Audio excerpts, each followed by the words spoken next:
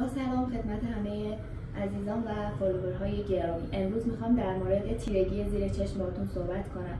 تیرگی زیر چشم یکی از معضلات بسیار بسیار بزرگ همکارای پزشکمون هست که بیمارا هم ازش رنج میبرن، ولی در واقع خیلی نمیشه کمک زیادی کرد. من با فالوورها رو راستم، ولی کارهایی که الان میشه انجام داد، نه به اندازه 100% بخوام بگم تیرگیتون از بین میبریم، ولی خیلی خیلی بهتر میشه، طوری که رضایتمندی رو خواهید داشت.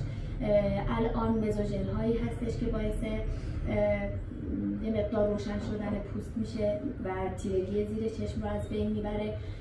مزوتراپی های با برندهای خاصی رو داریم که مخصوص تیرگی زیر چشم هستن و دستگاه‌هایی مثل دستگاه کربوکسی که مختص این کاره و استفاده زیادی انجام میشه. البته با یک روش نمیشه این کار رو انجام داد و حتما باید اینا کامبینیشن بشن، ترکیب بشن و ما یه ترکیبی از معالجه رو داشته باشیم که بتونیم اون نتیجه ای رو که میخوایم رو به دست بیاریم. البته حداکثر نتیجه رو باز هم تکرار میکنم عزیزان، هیچ جا نمیتونن برای شما تیرگی زیر چشم رو کامل از بین ببرن، ولی توی مطب ما و با کمک دستگاه ها تا حدی که بتونم یه مقدار رضایت شما رو جلب بکنیم میشه بهتون کمک کرد.